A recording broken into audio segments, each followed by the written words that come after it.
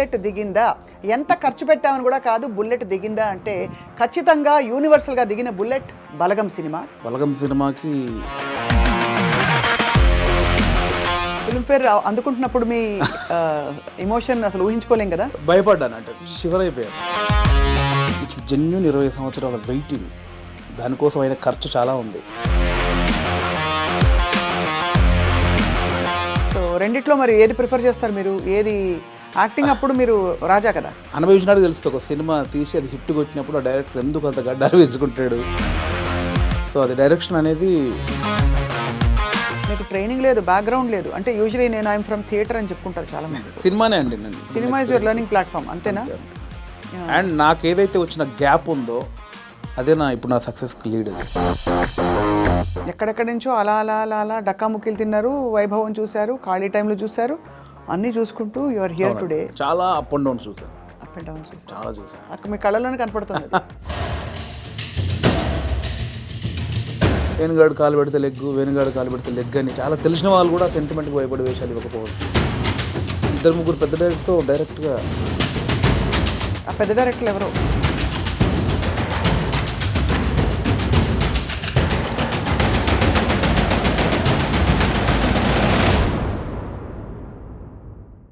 Hello and welcome to this candid conversation exclusively on I dream. ఎప్పుడు వచ్చావని కాదు, bullet దిగిందా, ఎంత ఖర్చు పెట్టామని కూడా కాదు, బుల్లెట్ దిగిందా అంటే ఖచ్చితంగా యూనివర్సల్గా దిగిన బుల్లెట్ బలగం సినిమా. అండ్ ఈ మధ్య ఫిల్మ్ఫేర్ అవార్డ్స్ 3 ఈ సినిమాకి రావడం ఆశ్చర్యం ఏమీ కాదు. So I have with me అందరికీ సుపరిచిత నటులు and the one and only Balagam fame, Balagam director, Jabardasth fame వేణుగారు. వేణుగారు నమస్కారం. నమస్తే అండి. Very happy to see you. మిమ్మల్ని తరమి చూస్తే కూడా ఒక హ్యాపీనెస్ అవుతుంది ఇప్పుడు కూడా. థ్యాంక్ యూ అండి. నాకు కూడా ఆఫ్టర్ లాంగ్ టైం నేను మళ్ళీ ఒక ఇంటర్వ్యూకి వచ్చాను. అంటే చాలామంది అడుగుతున్నారు కానీ అండి బలగం చాలా చేశాము, మళ్ళీ నెక్స్ట్ అనౌన్స్మెంట్ తర్వాత మళ్ళీ స్టార్ట్ చేద్దాం అన్నాను. మధ్యలో ఫిలింఫేర్, ఆ ఫిలింఫేర్ తర్వాత ఫస్ట్ స్వప్న గారు అనగానే ఎస్ అన్నాను నేను. నాకు తెలిసిన ప్రముఖుల జాబితా చాలా పెద్దది, కంగ్రాచులేషన్స్. అండ్ వాళ్ళందరూ పెద్దవాళ్ళు. మీ సినిమాని మీరు లేనప్పుడు మెచ్చుకున్నారు. సంగీతం శ్రీనివాస్ గారు ఇటీవల చెప్పారు. అలా మీకు డైరెక్ట్గా అందిన కాంప్లిమెంట్ వేణుగారు? బోలెడండి. అంటే మళ్ళీ బలగం గురించి మాట్లాడితే ఆడియన్స్ బోర్ ఉండొచ్చేమో. సో మెనీ అండి, సో మెనీ. అంటే బలగంకి ఎస్పెషల్లీ వచ్చిన ప్రతి ప్రశంస ఇది బాగుంది, ఇది టాప్ 1, ఇది టాప్ 2 అలా లేదండి, అన్నీ టాప్ 1లోనే ఉన్నాయి. అంటే ఎవరు ఆ సినిమా గురించి మాట్లాడినా వాళ్ళ కళ్ళు, వాళ్ళ బాడీ మొత్తం మాడుతున్నా నాకు తెలుస్తుంది. ఆ ఎగ్జైట్మెంట్ తెలిసిపోద్ది కదండి. కంగ్రాచులేషన్స్ హిట్ కొట్టావు వేరు, దాని గురించి ఎక్స్ప్లెయిన్ చేయడానికి మన మాటలు లేవని వాళ్ళ బాడీలోనే షివరింగ్ నేను చాలా చూసాను. సో బలగం సినిమాకి లెక్కలేనని ఉన్నాయి, నాకు ఇది ఒక్కటే అని చెప్పలేనని ఉన్నాయి. ఫిల్మ్ఫేర్ అందుకుంటున్నప్పుడు మీ ఎమోషన్ అసలు ఊహించుకోలేం కదా. భయపడ్డాను, అంటే షివర్ అయిపోయాను. అంటే బలగం రిలీజ్ అయిన 1.5 year తర్వాత జరిగిన ప్రోగ్రామ్కి లోపల ఏదో చిన్న షివర్ అయిపోతున్నాను.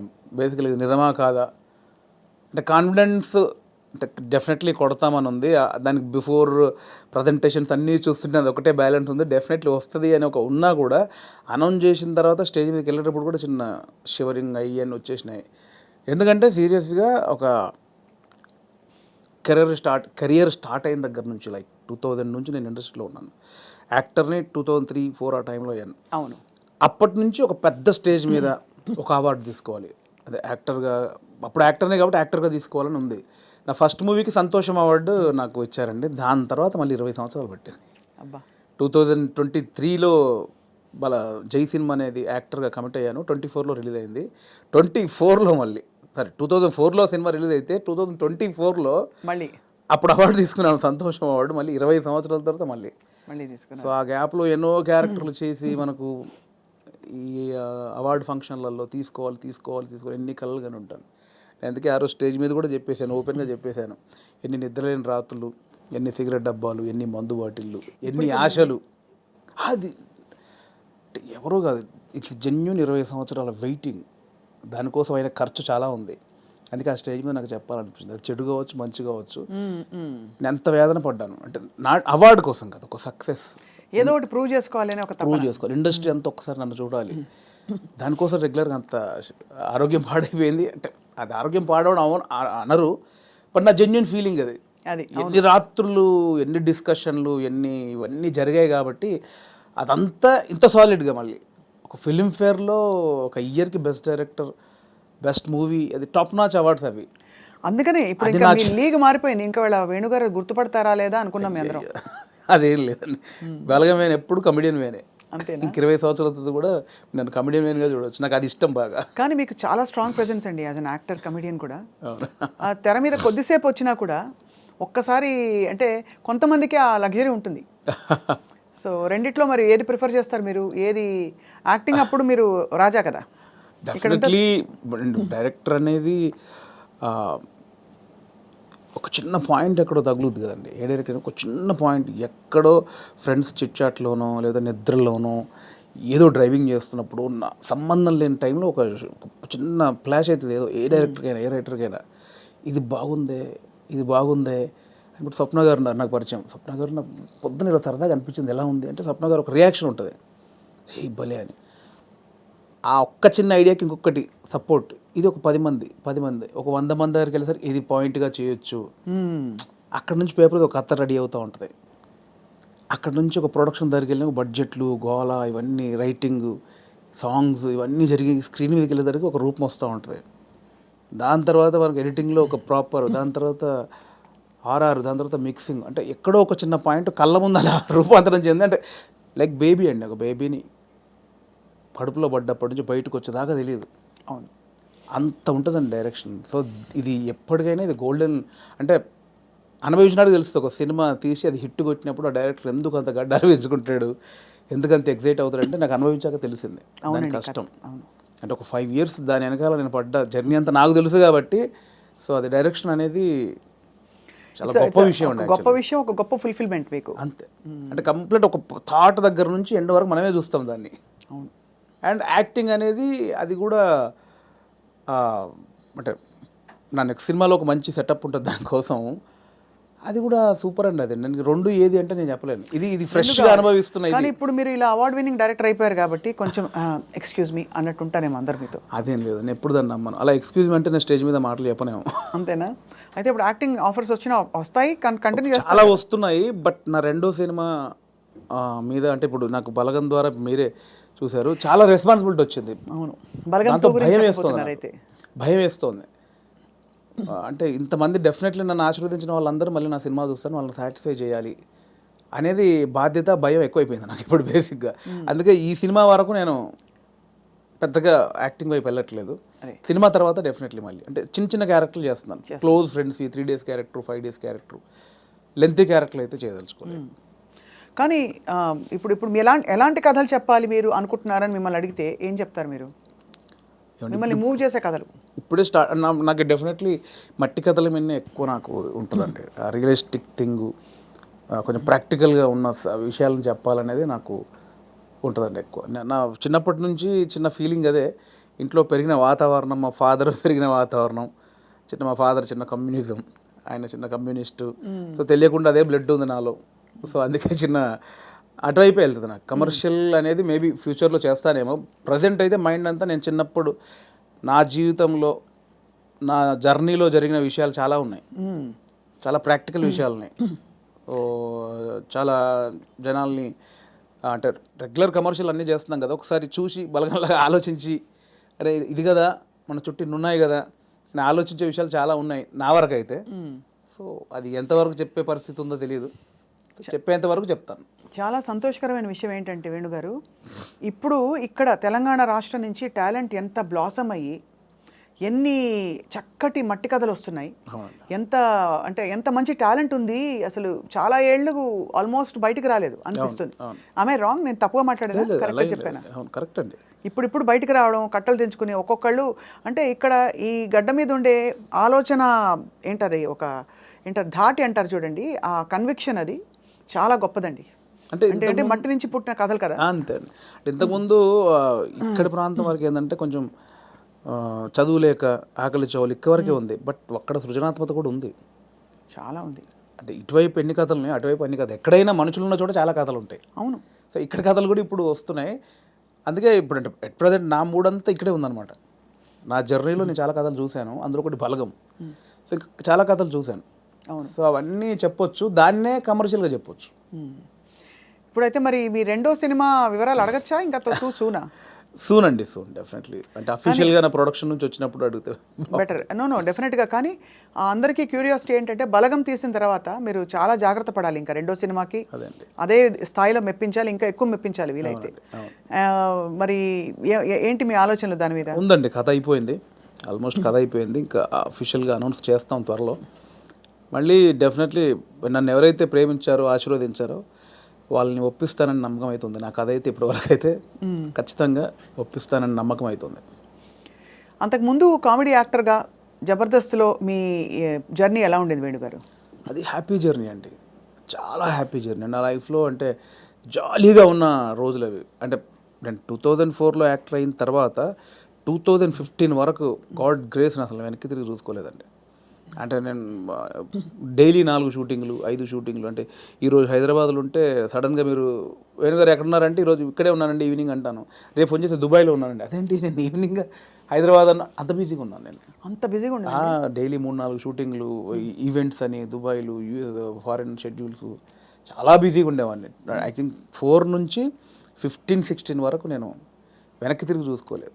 అంటే మా ఇంట్లో నెలకి ఒక వారం రోజులు తింటే హ్యాపీ, అంతే. అంత బిజీగా ఉండేవాళ్ళు. పొద్దున ఎప్పుడైందో, సాయంత్రం ఎప్పుడైందో, నైట్ ఎప్పుడైందో తెలిసేది కాదు. సో 15 తర్వాత కొంచెం జబర్దస్త్ నుంచి బయటకు వచ్చి అప్పుడు ఇంకేమైనా చేసుకోవాలని ఈ బలగం ఏదైతే దానికి ప్లానింగ్లో ఉన్నప్పుడు మాత్రం కొంచెం ఒక 3-4 ఇయర్స్ బాగా స్ట్రగుల్ అయ్యాను. సో కానీ ఎలాగా అంటే మీరు చెప్పారు కదా, అంటే మీరు మట్టిలోంచి పుట్టిన కుటుంబం మీది. మరి మీరు పొట్టకూటి కోసం అయినా పని చేయక తప్పదు. అవును. మరి ఒకవైపు ప్లానింగ్, ఇంకోవైపు యాక్టింగ్ ఆపర్చునిటీస్ వదులుకోవాలి. అప్పుడు మీకు సంఘర్షణ వచ్చిందా? అయ్యో చాలా అండి. అదే అంటే యాక్చువల్లీ నేను 2013లో జబర్దస్త్ స్టార్ట్ అయింది. అప్పుడు పీక్స్ నేను యాక్టింగ్లో, స్టేజ్ షోలని, యాక్టింగ్ అని చాలా పీక్స్. ఆ జబర్దస్త్కి వెళ్ళిన తర్వాత మేము ఎక్స్పెక్ట్ చేయలే, మాది స్టార్టింగ్ స్టేజ్, మాది స్టార్టింగ్ టీం, మాది ఎక్స్పెక్ట్ చేయలేదు. యాక్చువల్గా జస్ట్ ఒక 13 డేస్, ఒక 4 రోజులు ఇవ్వండి చాలు అని తిరిగేవాళ్ళు, మా వెనకాల తిరిగేవాళ్ళు. సో ధనరాజు, మా చంద్ర అప్పుడు కొత్తవాడు, ఇంక వాడు రాలా అసలు. ధనరాజు నన్ను పక్కగా పట్టుకున్నారన్నమాట వాళ్ళు. అంటే మేము ఇద్దరే అంతకుముందు స్కిట్లు చేసాం, స్మోక్ టీవీ అని అవన్నీ చేసాం. సో వీళ్ళని పట్టుకోవాలని చాలా పట్టుకున్నారు. నేను కన్విన్స్ అవ్వాలా, ఎందుకంటే సినిమా నేను అప్పట్లో కొంచెం టీవీ అంటే టీవీకి వెళ్తే సినిమాకి రాలేరేమో అనేది ఉంది. ఇప్పుడు లేదు. ఇప్పుడు స్క్రీన్ అనేది ఉన్నది తప్ప big screen, small screen, phone screen లేదు. ఇప్పుడు స్క్రీన్ అంతే. అప్పుడు ఆ వేరియేషన్స్ ఉన్నాయి. సో అప్పుడు 13 రోజులు మంచి అమౌంట్ ఎక్స్పెక్ట్ చేయని అమౌంట్ ఒకటి 4 డేసే కదా అని లైట్గా కమిట్ అయ్యాం. ఆ 4 డేస్లో 13 ఎపిసోడ్స్ మీకు తెలుసు. అది జబర్దస్త్ స్టార్టింగ్ 18 రేటింగ్. అంటే గురువారం వస్తే వెయిట్ చేసేవాళ్ళు, గురువారం కోసం ఒక టీవీ షో కోసం వెయిట్ చేసేవాళ్ళు. సో 13 డేస్ తర్వాత మళ్ళీ బతిలాడి ఇప్పుడు అనుకున్న అమౌంట్ కంటే డబ్బులు పెంచారు. సరే అని మళ్ళీ 13 చేసాం, 27 ఎపిసోడ్ చేసాం. ఆ తర్వాత ఇంకా అది జబర్దస్త్ ఎట్లా అయిపోయిందంటే తెలుగు రాష్ట్రాల్లో గురువారం వస్తే ఏంటి అనేది. ఇప్పుడు స్కిట్లు రాయడం అది కూడా ఎలా జరిగేది? అది ఉండేది. సో అప్పుడు ఏంటంటే, అప్పుడు ఇంకా ఇది మీకు తెలియట్లేదండి, ఇది చాలా అద్భుతం, మీకు ఎంత అంటే అంత ఇస్తాం, మీరు కంటిన్యూ చేయండి అన్నారు. అప్పుడు నేను ఏంటంటే, నాకు సినిమా అనేది, నేను సినిమా కోసం వచ్చాను, ఇది చాలా బాగుంది, చాలా డబ్బులు ఇస్తున్నారు, ఇంటింటికి గడప గడప వెళ్ళాం, రీచ్ అయ్యాం, ఇంత డబ్బులు వస్తున్నాయి, అటు షోలు, రెమ్యునరేషన్ అన్నీ వస్తున్నాయి, కానీ నాకు సంబంధించింది పోతుంది. అవును, నేను సినిమా అనుకున్నాను, దీనికోసం రాలేదు, ఇటు పోతే నా సినిమాకు దూరం అవుతాను, దీని నుంచి బయటకు వచ్చాను. అబ్బా చాలా పెద్ద ఇదండి. మామూలుగా సెటిల్ అయిపోతాం మనం, పైసలు వస్తున్నాయి కదా, ఎందుకు బై నీకు అందుకని బయటికి వెళ్ళాము. బయటికి వెళ్ళాక 1.5 year తర్వాత ఇది రైజ్ అయిపోయింది. అంటే ఇంటర్నెట్ ఫ్రీ అయిపోయి ప్రతి ఒక్కరికి సెల్ ఫోన్ చేతిలోకి వచ్చేసి ఇది వైరల్ అయిపోయింది. అప్పుడు ఏమైంది, నేను జబర్దస్త్ కొన్ని చేశాను కాబట్టి సినిమాలో కొంచెం దూరం అయిపోయా, టీవీకి వెళ్ళడం వచ్చేసి. అవును అవును అవును, ఇది వచ్చేసిందని నేను దాన్ని పక్కన పెట్టేసి సినిమాకి వచ్చేసరికి ఇది పక్కకు పెట్టేశారు. అరే ఇలా అయింది ఏంటి అని కసిలో మళ్ళీ ఒక 1 year చేసాం. అవును, మీరు తిరిగి వచ్చినప్పుడు అయితే వెల్కమ్గా తీసుకున్నారు మిమ్మల్ని, తీసుకున్నారు. మళ్ళీ 1 year చేసిన తర్వాత అప్పుడు ఇంకా మైండ్లో డబ్బు అని మళ్ళీ ఇటు వెళ్ళినోని మళ్ళీ ఇటు వచ్చా, ఇక్కడ మళ్ళీ డబ్బు కోసం వచ్చా, బట్ లోపల మాత్రం ఇది కాదని నన్ను వేధిస్తుంది అనమాట. మళ్ళీ బయటకు వచ్చాను. ఆ మళ్ళీ బయటకు వచ్చిన తర్వాత 2015 మిడ్లో బయటకు వచ్చామండి. అప్పటి నుంచి అరాకొర అప్పటి నుంచి స్ట్రగుల్ స్టార్ట్ అయింది. ఆ 15 మిడ్లోంచి 2020 వరకు ఆ 4 years ఇటు లేక అటు లేక ఆ 4 years బాగా స్ట్రగుల్ అయ్యాను. అది మేజర్ నా కెరియర్లోనే వెరీ బ్యాడ్ పీరియడ్. అంటే తినడానికి ఉండడం వేరు, అది వేరు, బట్ మైండ్ బిజీగా ఉండడం మెయిన్ ఇంపార్టెంట్. అవును, మైండ్ బిజీ. మనం అసలు ఎక్కడ ఎటు వెళ్తున్నాం అని ఒక తెలుస్తుంది కదా లోపల. పొద్దున 6 గంటలకు వేస్తే స్టాఫ్ వచ్చారా, పొద్దున 12 గంటల వరకు ఈ షూటింగ్, మధ్యాహ్నం ఆ షూటింగ్, రేపు దుబాయ్, ఇటు ఆస్ట్రేలియా, ఇవి అన్నిట్లో ఈ స్కిట్ల బిజీ ఉంటుంది. ఇప్పుడు మీరు ఇందాక అడిగారు స్కిట్లు, మినిమం ఒక స్కిట్ రాయడానికి 2 రోజులు పట్టేదండి. ఎవరు రాస్తారు? నేను, నా టీం మెంబర్స్, ఎవరైనా ఒక రైటర్, అంటే మనకు సింక్లో ఉన్న మెయిన్ టీమ్ లీడర్ దగ్గరనే ఉంటుందండి. ఇంప్రూవ్ అని ఉంటుందండి యూఎస్లో, అంతా ఉంటుంది ఇది. 100% ఇంప్రొవేషనే స్కిట్ అండి, స్కిట్ రైటింగ్ ఏ ఉండదు. సో మీకు దానికి నేపథ్యం, మీరు Depends థియేటర్కి అది. వెళ్ళారా?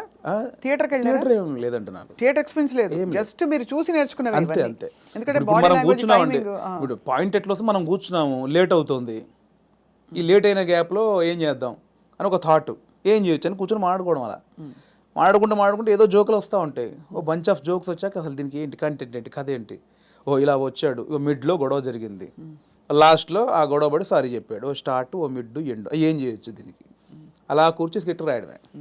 అలా టీం అంతా రాయడం, ఆలోచన ఎక్కడైనా పాయింట్ వస్తుంటుంది. అది టైమింగ్ ఎడిటింగ్లో అసలు అంటే మా టైంలో అయితే ఎడిటింగ్ సెన్స్ లేకుండానే దింపేసేవాళ్ళం అండి. నింపేశారు. ఇప్పుడు ఎలా ఉందో నాకు తెలియదు. నా ధనరాజ్ కానీ, నేను కానీ, అప్పుడు రాఘవ్ గారు కానీ, చంద్ర కానీ, అంటే అప్పుడు ఇప్పుడంటే పాపం వాళ్ళు జబర్దస్త్ వాళ్ళకి, ఇప్పుడు వాళ్ళకి ఏమైందంటే కొన్ని వేల పాయింట్లు టచ్ చేశారండి. అవును, ఎన్ని స్కిట్లు అయి ఉంటాయి, కొన్ని వేల స్కిట్లు అయి ఉంటాయి, వేల పాయింట్లు టచ్ చేశారు. ఇంకేం చేయాలో అర్థం కాక వాళ్ళకి. అవును. అప్పుడు మేము కొత్త కాబట్టి మాకు అన్ని కొత్త ఆల్ పాయింట్స్. ఇప్పుడు అత్తా కోడళ్ళు ఓ 100 పాయింట్లు ఉంటాయి, అప్పుడు మాకు అవన్నీ కొత్త. ఇప్పుడు అత్తా కోడలు చేయమంటే ఏది చేసినా కూడా ఆల్రెడీ చేసినట్టే ఉంటుంది. సో అట్లా మాకు చాలా పాయింట్స్ దొరికేవి. ఇప్పుడు చంద్ర మొత్తం ఫ్యామిలీస్ మీదకి వెళ్ళిపోయాడు, నేను అన్నీ కొంచెం టిపికల్గా ఉండాలి, అది నేను ఈ కొంచెం కొత్తగా ఏదో చేసేవాడిని, ధనరాజ్ ఇంకో, అట్లా ఎవరి కేటగిరీ వాళ్ళకు ఉండేది. సో అప్పుడు పోటాపోటీ బాగా చేసాము. సో ఆ 15 నుంచి బయటకు వచ్చాక అంత మంచి రెమ్యునరేషన్స్ కానీ, ఈవెంట్స్ కానీ, మీకు తెలుసు ఈవెంట్స్ ద్వారా మంచి ఆర్టిస్టులకు మంచి ఆదాయం ఉంటుంది, చాలా బాగుంటుంది. అదే కదా. సో అటు ఇటు మిస్ అయ్యి ఈ 15 నుంచి 20 వరకు నేను దాదాపు మీరు ఎక్స్పెక్ట్ చేయలేని అమౌంట్ మిస్ అయిపోయాను.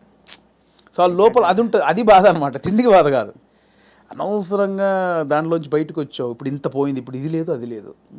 ఇప్పుడు మన బతుకులకి నువ్వు వచ్చిన నేపథ్యానికి అది చాలా పెద్ద అమౌంట్. దాన్ని మిస్ అయిపోయామే, తప్పు చేసామా, ఒప్పు చేసామా, అనవసరంగా సినిమా అని ఓ పెద్ద బిల్డప్ ఇచ్చుకొని బయటకు వచ్చావు, ఇక్కడ ఇది లేదు, అక్కడ అంతా సాలిడ్ అమౌంట్ మిస్ అయిపోయి ఏంట్రా తప్పు చేసావు అనే గిల్ట్ ఒకటి ఉంటుంది చూసారా, ఆ గిల్ట్ ఎక్కువ పోయాను అనమాట. అవును, లక్షల సంపాదన వదులుకోవడం అంటే ఈజీ విషయం కాదు. అండ్ ఇప్పుడు పొద్దున్న లేవగానే ఇంకొకటి అండి, ఒక బిజీ పర్సన్ మీరు ఉన్నారు స్వప్న గారు అంటే, మీరు ఇంకా మిమ్మల్ని కట్టేసినా కూడా మీరు ఆగలేరు, ఎందుకంటే మనకి అంత ఉంది, అంత పని చేసేవాళ్ళు పొద్దున్న లేవగానే మనం ఏం పని లేదంటే ఎలా ఉంటుంది. అదే బిగ్గెస్ట్ కామెడీ స్కిట్లా ఉంటుంది. అంతే, అది దానంత నరకం ఉండదు. పొద్దున్న లేవగానే ఆ స్కిట్, షూటింగ్, అట్ట ఇట్ట మైండ్ అలా పెట్టే మైండ్కి ఏమీ లేదంటే అది దానంత నరకం ఇంకోటి ఉండదు. అలా ఒక 3 సంవత్సరాలు ఫేస్ చేసిన తర్వాత ఆ ఫ్రస్ట్రేషన్లోంచి వచ్చిన ఐడియానే బలగం. అంటే ఇన్ని రాసాము, నేను చాలా సినిమాలకు, అంటే చాలా సినిమాలు కాదండి, నా ఫ్రెండ్స్ డైరెక్ట్ చేస్తూ ఉంటే వాళ్ళకు నేను సబ్జెక్ట్లో కూర్చునేవాడిని, కామెడీ ట్రాక్స్ రాసి ఇచ్చేవాడిని. అండ్ సినిమాలో మేము కామెడీ సినిమా షూటింగ్ చేస్తూ ఉంటే ఏదైనా మనం ఇంప్రూవ్ చేసిన పంచ్ ఉంటుంది, అది స్క్రీన్లో చూస్తే పేలింది అంటే నాకు ఆలోచించే ఉంది. ఇప్పుడు స్కిట్లు నేను ఆల్మోస్ట్ 100 స్కిట్లు రాసా, వర్కౌట్ అయినా చాలా, అంటే నా ఆలోచన నుంచి పుట్టినాయి కదా. సో నాకు నేను ఎందుకు చేసుకోకూడదు, అంటే ఇప్పుడు ఒక అవకాశం ఒకరు ఇస్తారు, డెఫినెట్లీ అందరు ఇస్తేనే ఇక్కడ దాకా వచ్చాను. బట్ ఇప్పుడు ఇంత మనకు ఒక నాలెడ్జ్ వచ్చిన తర్వాత కూడా వెయిట్ చేయడం ఎందుకు అనేది ఆ 3 సంవత్సరాలు వచ్చిన ఇది. అక్కడ సరే నేనే హీరోగా చేసుకుందాం, నేనే రాసుకుందాం, నాకు ఒక కథ రాసుకుందాం, నన్నే ఇలా ప్రజెంట్ చేసుకుంటే దాన్ని చూసి వేషాలు వస్తాయి మళ్ళీ అనే దాంట్లో నేనే ఒక పాయింట్ అనుకుందామని స్టార్ట్ చేసిన జర్నీ. ఒక 3-4 పాయింట్లు అనుకొని అవన్నీ రెగ్యులర్గా ఉన్నాయి. ఇలా అయితే నన్ను ఎందుకు చూస్తారు, చాలామంది అలా వస్తున్నారు కదా. నన్ను చూడాలంటే మళ్ళీ నేను కొంచెం బ్యాక్వర్డ్ అయి ఉన్నాను, ఇప్పుడు నన్ను కొత్తగా చూడాలి, కంప్లీట్ ఆపోజిట్గా చూడాలి, అది ఏం చేయొచ్చు, చాలా సాహసోపేతమైన జర్నీ అది. అలా ఏం చేయొచ్చు అన్న పుట్టినప్పుడు థాటే ఒక చావులో ఎలా ఉంటుంది అంటే, నేను మా నాన్న జరిగిపోయినప్పుడు ఉన్న సిచ్యువేషన్స్ అన్నీ ఫనీగా చూసాను. ముందు ఎమోషన్ కాదు, అది ముందు ఫనీగా చూశాను. అంటే ఇప్పుడు తెలంగాణలో ఏంటంటే చేదునూరు అని ఉంటుంది, అంటే చుట్టం చూపు వాడు వచ్చినప్పుడు వాళ్ళని ఓదార్చిన తర్వాత చేదునూరు అనేది ఉంటుంది. అంటే ఇంత మందు తీసుకొచ్చి, ఇంత చికెన్ మటన్ తీసుకొచ్చి నా వంతుగా నీకు ఒక భరోసా ఇచ్చి, నీ బాధని తొలగించి ఈ వచ్చిన వాళ్ళు ఇస్తారు. అంటే ఆచారం ఏంటంటే అండి, ఇప్పుడు నేనున్నాను, నాకు ఒక మా ఇంట్లో ఎవరో చేదు జరిగింది, ఎవరో చనిపోయారు, చేదు జరిగింది. మా బావనో మా మామయ్యను బావ మరిది ఎవడు వాడు వచ్చి నన్ను ఓదార్చి సరే బావ జరిగిపోయిందని ఈ బాధను దూరం చేయాలి. నాకు ఏదైతే ఆ మిస్సింగ్ ఫీల్ ఉందో దాన్ని దూరం చేయగలని ఏం చేయాలి, ఇంత మందో బిందో తీసుకొచ్చి కాసేపు 2 గంటల సపోర్ట్ ఉండి కడుపు నిండా తినబెట్టి ఏం కాదులే నేను ఉన్నానులే అని సపోర్ట్ ఇచ్చే వెళ్ళే విధానం అనమాట అది. కరెక్ట్, అవును. సో అదొక ఆచారంగా వచ్చింది, చేదు నోరు అంటాం. ఇప్పుడు పెద్ద ఫ్యామిలీ అనుకోండి, ఇప్పుడు ఇప్పుడు ఇప్పుడు ఇప్పుడు బాంబేలో ఉంటారు ఒకరు బావంట ఆయన, అక్కడ 10 మంది చుట్టాలు ఉన్నారు, ఇక్కడ చనిపోయింది కంపల్సరీ రావాలి, వస్తారు, ఈ ప్రక్రియ కూడా చేయాలి. ఇప్పుడు 10 మంది 10 రోజులు ఉండలేరుగా, 2 రోజుల్లో చేసి వెళ్ళిపోవాలి. అవును. సో 10 మందిది వీడు తాగాలి, నేను తాగాలి, తినాలి. తాగాల్సిందేనా అంటే బాంబే నుంచి వచ్చాడండి పాపం, అంతే కదా, మా బావకి ఇలా జరిగిందని ఏదో ఆయన తృప్తికి చేసే, నేను ఒక ముక్కనాన్ని తినకపోతే ఆడేమనుకుంటాడు, ఫీల్ అవుతాడు కాబట్టి చేయాలి, కంపల్సరీ. పడతారు. సో ఈ ప్రాసెస్ మా నాన్న జరిగింది అనమాట. మాది పెద్ద కుటుంబం, మా అమ్మకి నేను 9వ వాడిని, మా పెదనాన్నలు 6, మా మేనత్తలు 3. ఆహా. సో మా ప్రతి పెదనాన్నకి ఫ్యామిలీ మినిమం 10 మంది, 7 మంది, 8 మంది, వాళ్ళందరూ వచ్చి ఒక 200 మంది మా కజిన్స్ ఉంటారు, అన్నయ్యలు వదినలు వాళ్ళ పిల్లలు అందరూ వచ్చేసి ఏమైపోయిందంటే ఆ 11 రోజులు మా నాన్నది చనిపోయిన నెక్స్ట్ డే నుంచి మార్నింగ్ ఒక సెటప్, 11 o'clock ఒక సెటప్, 1 o'clock తప్పదు. దీనిలో ఏం జరుగుద్ది, ఇప్పుడు నేనున్నాను, మీరు వచ్చారు, రాగానే సరే బావ ఇలా జరిగిందంటే సరే కూర్చో తాగదు అంటే కాదు కదా, మీరు అడుగుతారు ఎలా జరిగింది బావ ఏంటి అంటే నేను చెప్పాలి, నేను ఇలా ఉన్నట్టు నాన్న మొన్న చూస్తూ అని ఏడవాలి. ఓకే అయిపోయింది. ఇప్పుడు 12 o'clock ఇంకోటి వచ్చాడు, వాడికి కూడా సేమ్ ఏడవాలిగా. అవును.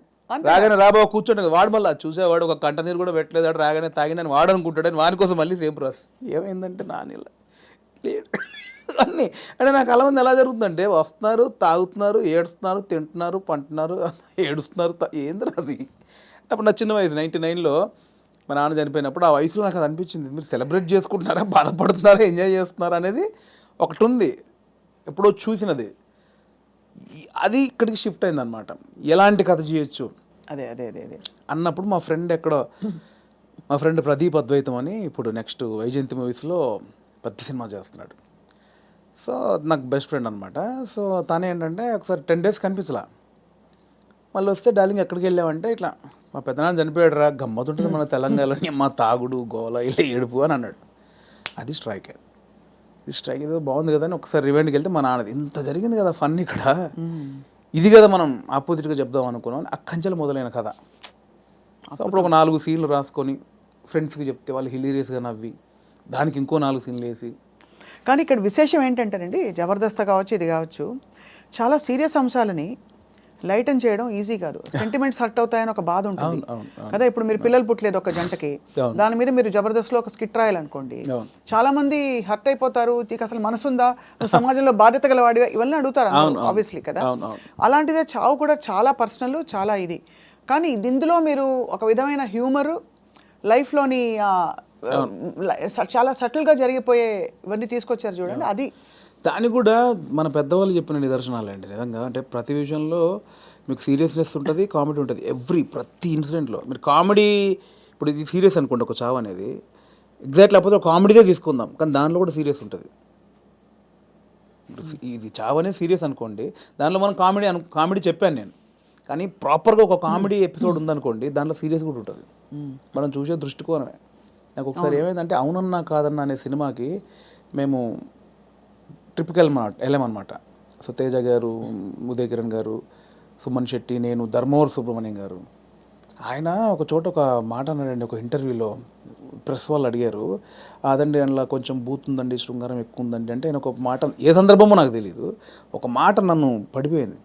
ఏమైనా ఇప్పుడు ఎయిడ్స్ మీద సినిమా చూస్తున్నప్పుడు, ఎయిడ్స్ మీద అవగాహన కల్పించడానికి ఒక సినిమా చేస్తున్నప్పుడు ముందు శృంగారం చూపించాలి. వాడు ఎలా అడిక్ట్ అయ్యాడు శృంగారానికి, కొంచెం బ్యాడ్ రూట్ ఎలా పట్టాడంటే అవన్నీ చూపించాలి. కొంచెం ఆ రొమాంటిక్ అప్పీల్ చూపించినప్పుడే ఇది చెప్తావు, అది చూపించకుండా ఇది చెప్తే ఎవడు చూడ్డాయా అన్నాడు. కరెక్ట్, అంతే, అది నిజమే. మీకు అర్థమైంది. నాకు అందులో ఏదో దొరికింది నాకు. అంటే మనకు మంచి చెప్పినప్పుడు దానిలో చెడు కారణమైంది ముందు చెప్పినప్పుడే, ఇది చెడు, దీనివల్ల ఇది జరుగుతుందని చెప్తాం కదా. అవును, ఆ మంచిని పట్టుకుంటే సరిపోతుంది, పట్టుకోవాలి. అదే దానికోసం ఇవన్నీ తప్పదు, మేకప్ చేయడం తప్పదు. పలకం కూడా అంత, నేను రాగానే కుటుంబాలు కలుస్తాయంటే ఎవరు చూడరు. కుటుంబం కలవాలి అంటే సోది అనుకుంటారు. దానిలోనే మనం ఏం చేయొచ్చు, ఎలా చెప్పొచ్చు అనేది. కానీ ఎంత సూక్ష్మమైన ప్రయాణం మీలో జరిగిపోయింది చూడండి. మీ ఎదుగుదల ద్వారా ఎన్ని విషయాలు మీరు గ్రహించుకున్నారు. మీకు ట్రైనింగ్ లేదు, బ్యాక్గ్రౌండ్ లేదు. అంటే యూజువలీ నేను ఐఎమ్ ఫ్రమ్ థియేటర్ అని చెప్పుకుంటారు చాలామంది. మీకు సినిమానే అండి, నేను థియేటర్ సినిమా షూటింగ్లో చేసినప్పుడు cinema is your learning platform, అంతేనా? అండ్ నాకు ఏదైతే వచ్చిన గ్యాప్ ఉందో అదే ఇప్పుడు నా సక్సెస్కి లీడ్ అది. అయితే మీ పైసలన్నీ మాకు ఇస్తారా? లేవు, ఎక్కడి ఆ 3 సంవత్సరాలు ఎలా బతికాననుకుంటారు? అంటే ఇప్పుడున్న పైసలు ఇచ్చేస్తే మాకు, అప్పుడు మళ్ళీ మీరు కూర్చుని 3 సంవత్సరాలు ఆలోచిస్తే 3 సంవత్సరాలు కాదు, ఈసారి మీకు 3 నెలలే ఇస్తున్నా టైం. అంటే దేవుడికి ఒకటి ఉంటుందండి, దేవుడు ఒకటిసారి ఇస్తారనమాట. అస్తమానం అదే అంటే ఇవ్వడు, ఉన్నే లాక్కని బయలుదేరి అంటాడు. ఒకటేసారి ఇచ్చాడు, ఇక దాన్ని జాగ్రత్త పడాలి. మళ్ళీ 3 సంవత్సరాల గ్యాప్ ఉంటే రాదు ఇప్పుడు, అంతే కదా, రానివ్వరు కూడా. ఇప్పుడు ఇంకా మీరు ఇంకా మిమ్మల్ని తీసుకెళ్ళి జీవితం పెట్టేసాను అక్కడ ఫిల్మ్ ఫేర్. అంటే మీరు ఎంత కోల్పోయి you got the lady home. అంతే కదా, అందుకే నేను లేడీ అంటే తెలుసు కదా, అవును, చాలా బ్లాక్ లేడీ తెలుసు, చాలా మందికి తెలుసు. చెప్పాలి సరే, బ్లాక్ లేడీని తీసుకొచ్చుకున్నారు. బ్లాక్ అదే ఆ మెట్లు ఎక్కుతున్నప్పుడు కానీ, అది చేతిలో ఉన్నప్పుడు కానీ, నేను అంటే చాలా ఇంటర్వ్యూలో మాట్లాడే మనకు భయం అయ్యేది బేసికల్గా స్టేజ్ మీదకి వెళ్ళి మాట్లాడాలంటే. కానీ ఆ రోజు ఎందుకో చిన్న లోపల షివర్ అయిపోతూ, నమ్మలేని విషయం కదండి. ఎవరికి అంకితం ఇచ్చారు, ఏమైనా చెప్పారు అట్లాంటివన్నా? అంకితం లేదండి, అంటే ఇది అంకితం ఇవ్వాలంటే తెలుగు ప్రేక్షకులు ఇవ్వచ్చు, అది అంతే, తెలుగు ప్రేక్షకులకు ఇవ్వచ్చు, అండ్ నా వైఫ్కి ఇవ్వచ్చు. ఎప్పుడు పెళ్ళైంది వేణుగారు మీకు? నాకు 2009, అంటే బిఫోర్ జబర్దస్త్. బిఫోర్ జబర్దస్త్. మీ పెళ్ళైన తర్వాత మీ లైఫ్ జబర్దస్త్గా మారింది, అంతేనా? ఇందులో 2 అర్థాలు ఉన్నాయి. అందరికీ రకరకాలుగా మారింది. మేడం గారు పాప నన్ను చూసి తిట్టుకుంటారేమో. మేడం గారికి కంగ్రాచులేషన్స్ చెప్తున్నాను. మీ వైఫ్ పేరండి? శ్రీలత.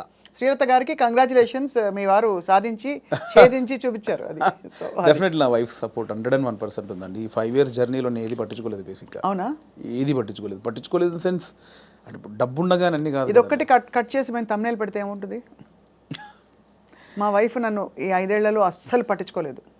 మీరు ఏదైనా పెట్టొచ్చండి, నేను అడిగింది మీరు పెట్టరు, నేను వద్దన్నది మీరు ఆపరు. జోకు నాకు అంటే మిమ్మల్ని చూస్తే మా అందరికి జబర్దస్త్ స్ఫూర్తి వచ్చేస్తుంది అనమాట. నా వైఫ్ సపోర్ట్ 100% ఉంది. తను నాకు ఎక్కువ బర్డెన్ ఇవ్వలేదు, పిల్లల విషయంలో కానీ ఫ్యామిలీ విషయంలో కానీ నన్ను అర్థం చేసుకుంది పాపం. చాలా అవసరం కదండి ఎందుకంటే ఏ సినిమాలు అంటావేంటి, ఉద్యోగం చేసుకోక అని అనే వైఫ్స్ ఉంటారు, లేదు వచ్చిన పని చేసుకోవచ్చు కదా అని అనేవాళ్ళు ఉంటారు. అంటే ఈ అబ్యూజువల్ సినిమా ఫీల్డ్ మీకు తెలుసు, నిద్ర పట్టదండి బేసిక్గా. 11 అవుద్ది, 12 అవుద్ది, సినిమాలు చూస్తూ ఉంటాం, కళ్ళు స్ట్రెయిన్ అయిపోతుంటాయి, బెడ్ మీదకి పడుకుంటాం, అలా అయిపోతాయి కళ్ళు. అలా ఏదో మనకు పోలీసులు టార్చర్ చేస్తే అలా పెడతారు చూడండి, ఇప్పుడు పీపుల్స్ ఎన్కౌంటర్ సంథింగ్ సినిమాలో అలా పెడతారు, అలా అయిపోతాయండి. పట్టదు నిద్ర. అంటే ఎలా ఇది ఎట్లా ఏం చేయాలి ఇది ఓకే అవుద్దా కాదా, నెక్స్ట్ పాయింట్కి వెళ్దామా అని మళ్ళీ కూర్చుంటాం, మళ్ళీ ఏదో సినిమా పెడతాం, మళ్ళీ ఏదో చేస్తాం, అవ్వదు. అలా 5-6 అయిపోతాయి.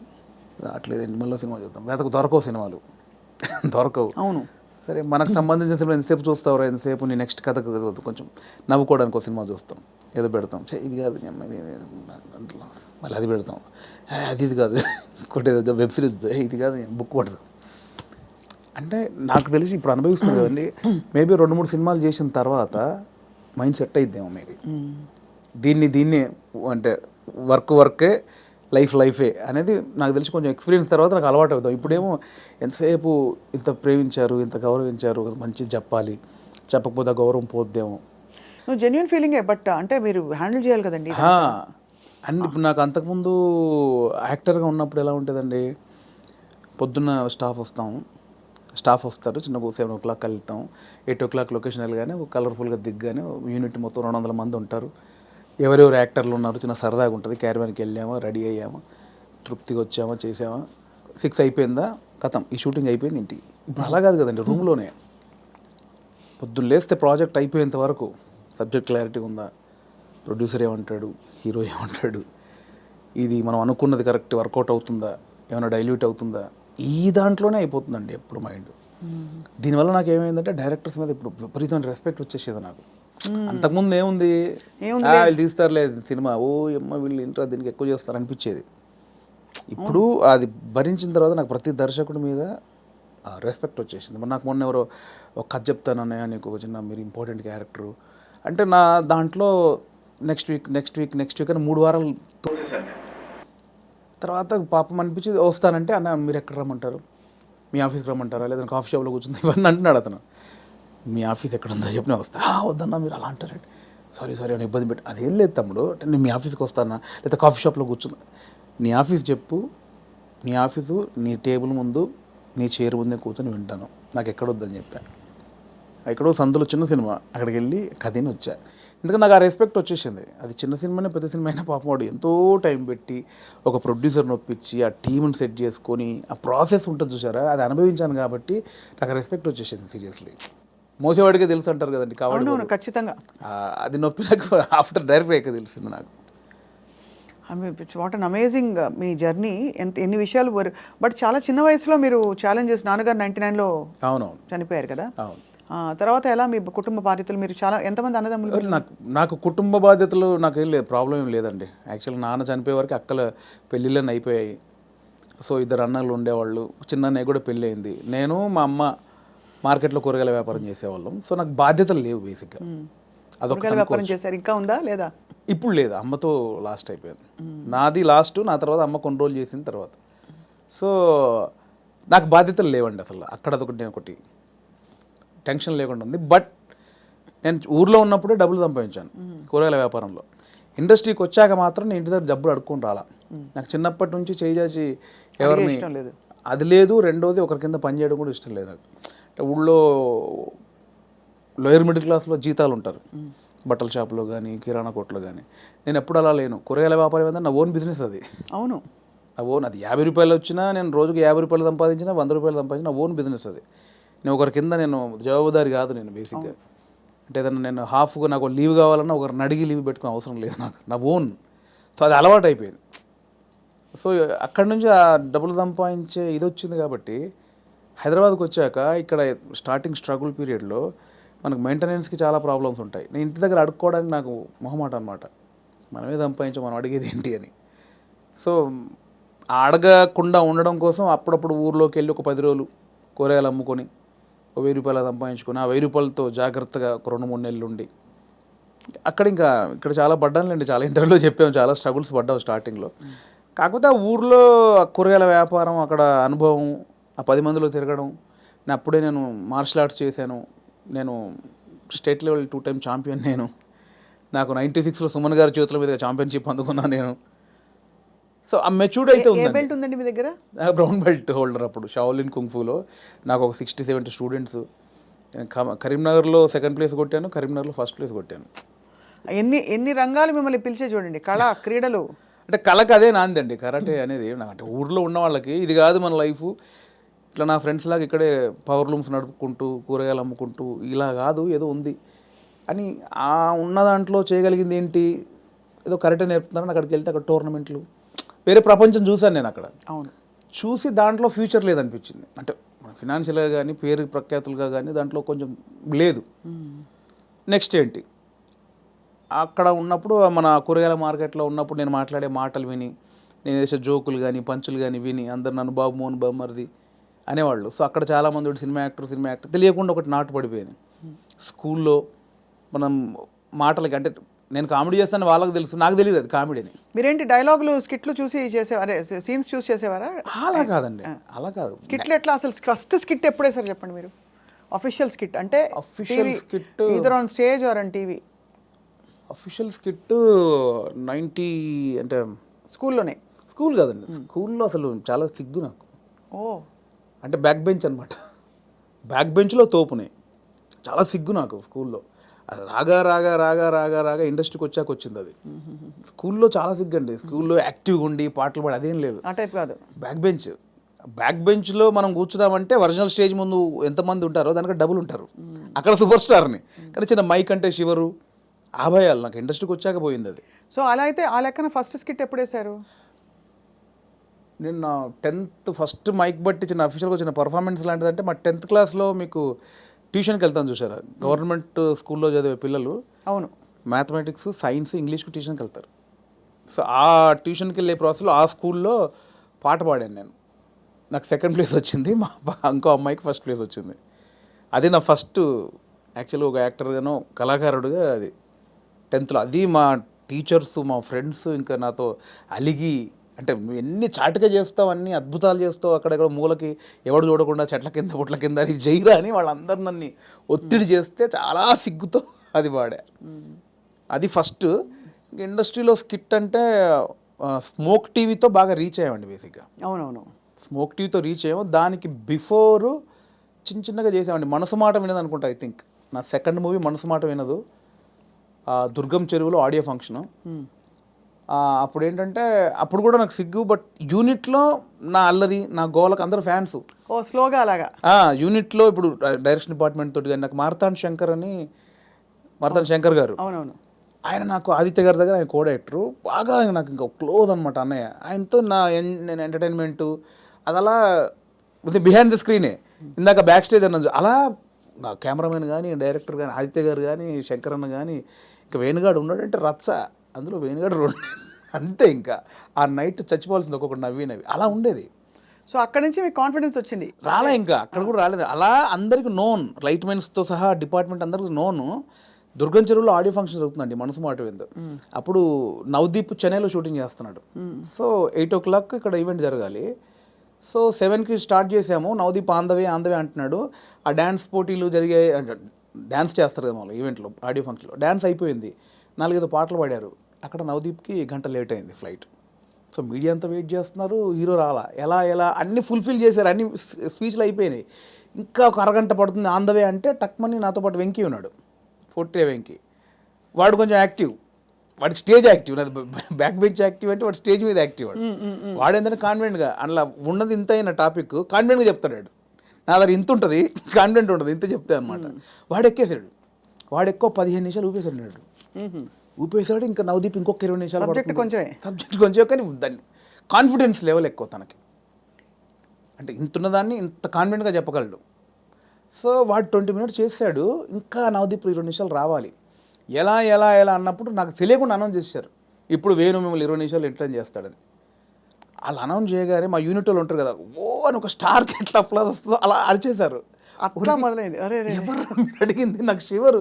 ఎవర్రా నన్ను అలా వీళ్ళు ఈ అప్లాజ్ వచ్చేసరికి కూర్చున్న వాళ్ళకి ఎలా ఉంటుంది, బోయిడోడ తోపు వస్తున్నాడని అనౌన్స్ చేశారు. రావే అంటే నేను ఎక్కడో చీకట్లో కూర్చొని నన్ను ఎందుకు పిలిచాను, నేను ఎక్కకి స్టేజ్ అంటే దేనికి ఎక్కాలి, ఎక్కువ అన్నారు. ఇంకా అది ఫస్ట్ నాది పర్ఫార్మెన్స్ యాక్చువల్గా. అలా షివర్ అవుతూ చేయి ఎంత నవ్విస్తావు కదా చేయి అంటే, బ్యాక్ స్టేజ్ నవ్వించేది వేరు, ఆ టాపిక్లు వేరు, ఆ సబ్జెక్టులు వేరు. స్టేజ్ మీద ఎలా అని ఇంకా పని చేసి మనకి ఆడిషన్లో యాక్టర్గా ఆడిషన్ చేసేటప్పుడు చేసిన కొన్ని ఐటమ్స్, కొన్ని జోకుల్ని అలా ఒక్కొక్కటి చేస్తూ ఉంటే అప్లాజు, దాంతో ఒక 25 నిమిషాలు 30 నిమిషాలు సోలోగా ఎంటర్టైన్ చేశాను. ఈలోపు నవదీప్ వచ్చాడు. అది ఫస్ట్ పర్ఫార్మెన్స్ ఇండస్ట్రీలో. సో అలా మీకు కాన్ఫిడెన్స్ వచ్చి చూడండి ఎక్కడి నుంచి మీరు ఎక్కడికి వచ్చేసరి వాళ్ళ ఫిల్మ్ఫేర్ అవార్డు అందుకుని. అవునండి. ఒక అద్భుతమైన జర్నీలో ఇప్పుడు నెక్స్ట్ ఏంటని ఇంకా ప్లాన్ చేస్తున్నారు మైండ్. ఎవరు చేశారు ఇదంతా అంటారు, దేవుడా మీరేనా, మీ రాత మీరే రాసుకున్నారా, దేవుడు రాశాడు, దేవుడు నమ్ముతారా? డెఫినెట్లీ నమ్ముతానండి. గుడ్డిగా నమ్ముతాను. అంటే గాలిలో దీపం పెట్టి దేవుడా అయితే అన్ను, దేవుడు అంటే నమ్ముతాను. అంటే మీరు చేసేవి చేస్తూ దేవుడా అంటారు. అంతే. నాకు ఇప్పుడు ఒక చిన్న సపోర్ట్ ఉందని ఫీల్. నేను హనుమాన్ భక్తుడిని, సో ఆయన ఉన్నాడని ఒక నమ్మకం ఉంటుంది. సో అలాగే ఆయన ఉన్నాడని ఏం చేయకుండా కూర్చోను, ఏం చేసినా ఆయన ఉన్నాడు, చూసుకుంటాడు. స్ట్రాంగ్ వెళ్ళొచ్చు, మావాడు ఉన్నాడు కదా. ఇప్పుడే నాకు హనుమంతుడు వారు చెవిలో చెప్పారండి, బలగం 2లో నేనే కదా. డెఫినెట్లీ ఆ సబ్జెక్ట్ ఎవరు కోరుకుంటే వాళ్ళే ఉంటారు. డెడికేషన్ పెట్టారన్నమాట. లేదండి అంతే. ఆ సబ్జెక్ట్లో స్వప్న గారు అవసరం ఉందనుకుంటే మీరు ఎక్కడున్నా మీ దగ్గరకు వచ్చి అది వచ్చి అలా అంతే. నో బట్ యాక్చువల్లీ సీరియస్గా ఎంత ప్రౌడ్ ఫీల్ అవ్వాలండి మీరు. అంటే మీరు జస్ట్ మీ అడుగులు మీరు వెతుక్కుంటూ ఎక్కడెక్కడి నుంచో అలా డక్కాముక్కీలు తిన్నారు, వైభవం చూశారు, ఖాళీ టైంలో చూశారు, అన్నీ చూసుకుంటూ యు ఆర్ హియర్ టుడే. చాలా అప్ అండ్ డౌన్స్ చూశాను. చాలా చూసాను. అక్కడ మీ కళ్ళలోనే కనపడుతుంది. అంటే నేను 200 సినిమాలు చేశానండి, ఆల్మోస్ట్ 220 సినిమాలు చేశాను యాక్టర్గా. కమర్షియల్ హిట్లు నాకు రాలేదు.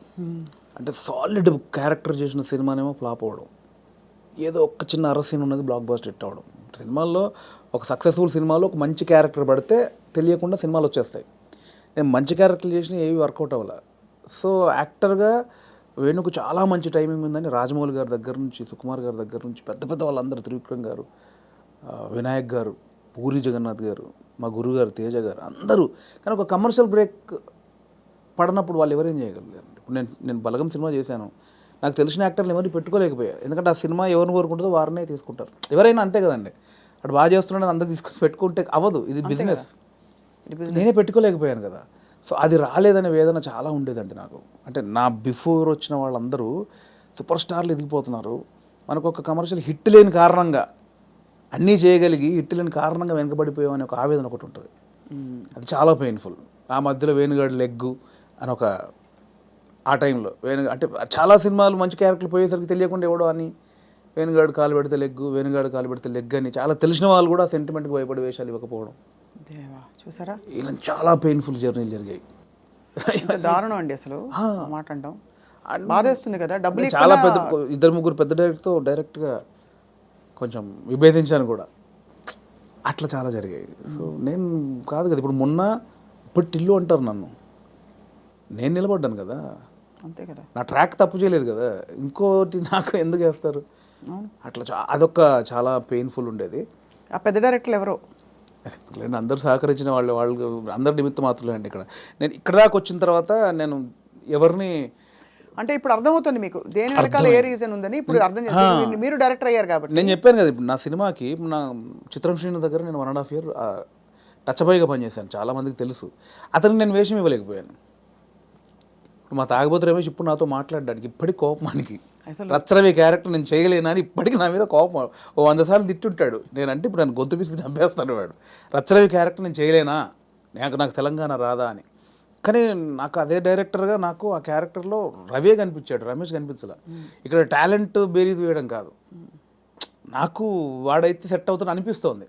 అట్లా నా దగ్గర ఎంతున్నా కూడా పెద్ద డైరెక్టర్లు అందరూ నాకు వేషం లేదంటే ఆ సినిమాకు వాళ్ళకి 100 బాధలు ఉంటే నాకు ఇప్పుడు తెలిసి వచ్చింది. అంతకుముందు తిట్టుకొని ఉన్నాను, బట్ ఇప్పుడు నాకు తెలిసి వచ్చింది ఏ సినిమాకి ఆ సినిమా బాధలు ఉంటాయి. సో అంతకుముందు తిట్టుకున్న దర్శకులందరూ నేను మనస్ఫూర్తిగా సారీ చెప్పుకున్నా ఎప్పుడో, ఇప్పుడు అంతే ఇందువల్ల మీరు మాకు ఇవ్వలేదా అని.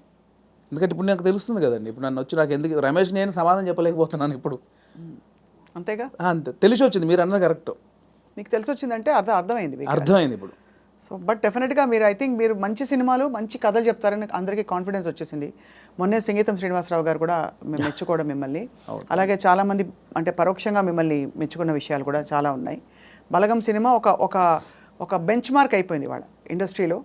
అంటే హౌ ఒక ఇన్నోవేటివ్ నావెల్ స్టోరీతో ఇన్నోవేటివ్ విధానంలో ఎక్కువ బడ్జెట్ లేకుండా మనసుని హత్తుకునే సినిమా ఎలా తీయచ్చో వేణుగారు చేసి చూపించారు. దానికి గాను మీకు ఫిల్మ్ఫేర్ అవార్డుతో పాటు మా అందరి తరఫు నుంచి thank you so much for opening the doors. చాలామంది మీలాగా ఇప్పుడు ఔత్సాహికులు గివప్ చేయకుండా ఖచ్చితంగా మీలాగా ప్రయత్నించుకుంటూ వాళ్ళ దారి వెతుక్కుని ఇండస్ట్రీ ఎంత పెద్దదో ఎంత సముద్రమో ప్రూవ్ చేసి చూపించారు వేణుగారు. థ్యాంక్ యూ అండి, thank you so much. Congratulations once again. Thank you. And మీ ఇంటికి ప్రతి కిటికీలో మేము వచ్చి ఇలా కనపడుతూ ఉంటాం అనమాట అప్పుడప్పుడు. అంటే వెతుకుంటూ వెతుకుంటుంటే మీరు అలా రైటర్ అలా రాసుకుంటూ ఉంటారు కదా, అప్పుడు మేము వచ్చి ఇలా అలా అంతసేపు అలా ఏమి రాసుకోవడాలు ఉండవండి. అంతేనా? అంతసేపు రాసుకోవడాలు ఏమి ఉండవు. ఆ రాసిన తర్వాత అది ఎప్పుడు జరుగుద్దని చూసుకోవడాలు ఉంటాయి తప్ప అవి ఉండవు. అది అంతా ఒక సెటప్ అయిపోతే దాన్ని ప్రాసెసింగే టైం ఎప్పుడైనా. ఎక్కువ గ్యాప్ లేకుండా నెక్స్ట్ సినిమా ప్లాన్ చేసేయండి వేణు గారు. షూర్ అండి. Thank you so much. Thank you.